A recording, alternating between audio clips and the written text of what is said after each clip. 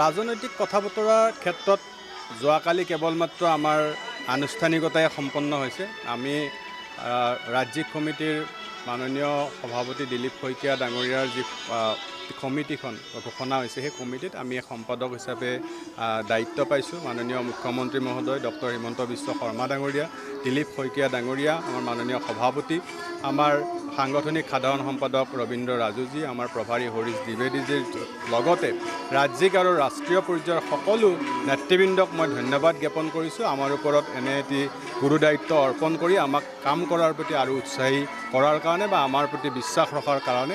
আৰু এই সময়ছোৱাত যিহেতু এক নিৰ্বাচনৰ পৰিৱেশ ৰচনা হ'বলৈ গৈ আছে, বৰ্তমান BTRত নিৰ্বাচন আৰু দুমাহ পিছতে অনুষ্ঠিত হ'ব, আৰু তাৰ পিছতে বিধানসভা নিৰ্বাচন আছে, কেইবাটাও তাৰ মাজত আমাৰ সোণোৱাল কছাৰী, মিচিং স্বায়ত্তশাসিত পৰিষদৰ ধৰি ভালেকেইটা নিৰ্বাচন আছে।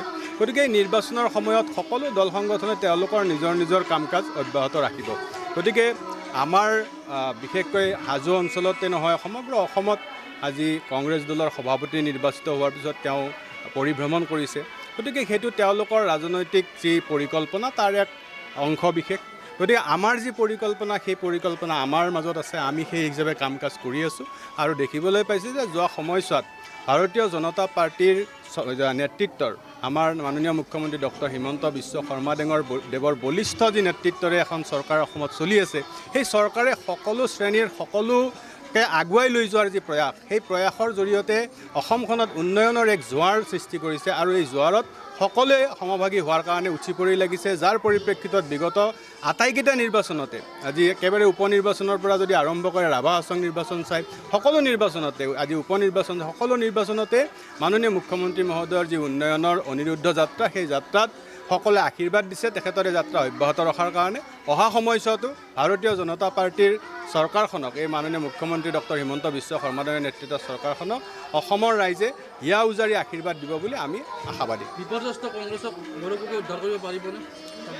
মই কৈছোঁৱে যে তেওঁলোকৰ যিহেতু সভাপতি হিচাপে নিৰ্বাচিত হৈছে, গতিকে তেওঁলোকৰ এটা নিজা ৰণকৌশল থাকিব দলীয় হিচাপে। গতিকে তেওঁলোকে তেওঁলোকৰ ৰণকৌশল প্ৰস্তুত কৰিছে, সেইমতে তেওঁলোক আগবাঢ়ি গৈছে। কিন্তু আমি তেওঁলোকৰ ৰণকৌশল কি সেইটো লৈ পেলাই আমি এইকাৰণে চিন্তিত নহয় যে বৰ্তমান সময়ত মাননীয় মুখ্যমন্ত্ৰী মহোদয়ে সকলো শ্ৰেণীৰ সকলো পৰ্যায়ৰ লোকক একেবাৰে আমাৰ দলৰ যি অন্তোদয়াৰ যি এক শ্লোগান, সেই শ্লোগানটোক বাস্তৱায়িত কৰাৰ ক্ষেত্ৰত তেখেত কিছু সক্ষম হোৱা বুলি ৰাইজে অনুভৱ কৰিছে।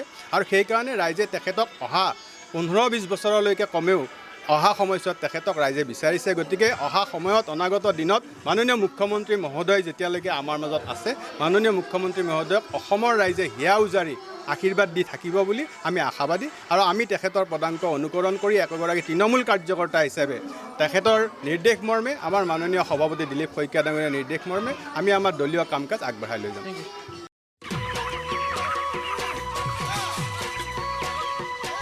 অতি কম দিনতেই একোটা এনেকুৱা হৈ যায়। মই যে বিয়মৰ দানা খুৱাওঁ, আপোনালোকেও বিয়মৰ দানা খুৱাওক আৰু কম দিনতেই অধিক মুনাফা লাভ কৰক।